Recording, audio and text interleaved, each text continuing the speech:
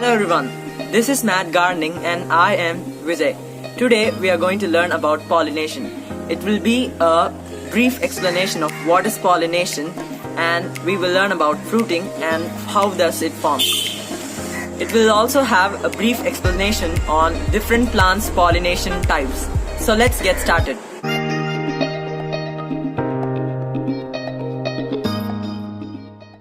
I'm going to teach about the basics of pollination with the help of a hibiscus flower which has big reproductive organs so that we can easily understand what is what.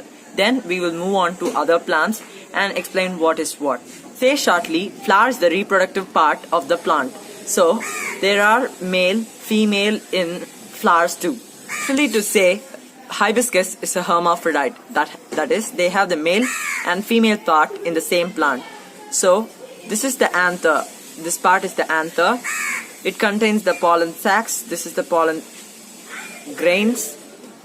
And from this the pollen may come out.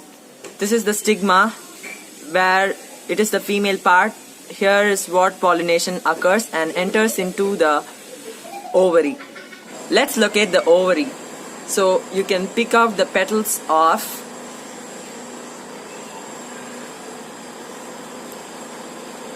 So if you see inside, there the ovary is. This is the ovary. So the pollen from the pollen or anther travels from here to the tip known as stigma.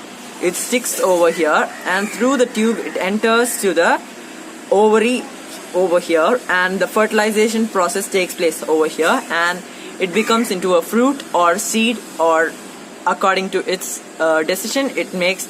According to the plant, it will turn into seed, fruit or vegetable, or just dry off and give the seeds. So we will see about other flowers.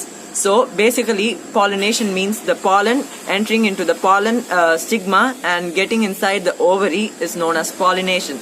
So let's see how pollination helps in more fruiting, and let's do a video on hand pollination too.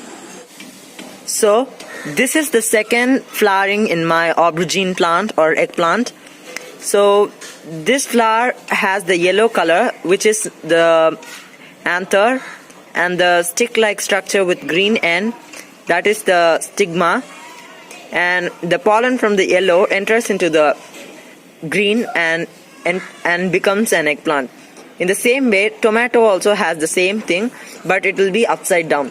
So when air flows, they can pollinate it. But these, when bumblebees or any bees are attracted to them, the wings shake will make it pollinated. In some other plants like chilies, they are also pollinated by air.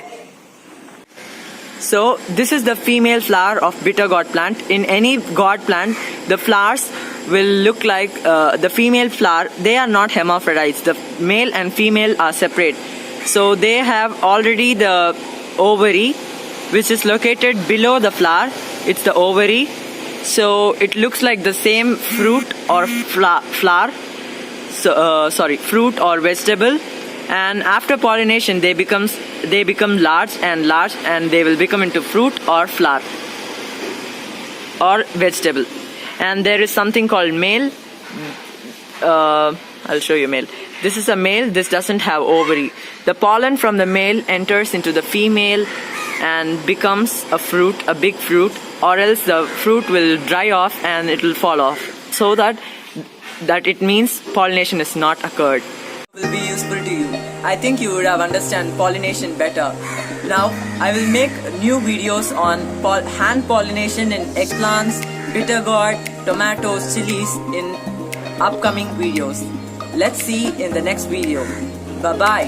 Happy gardening, and like, share and subscribe to my channel.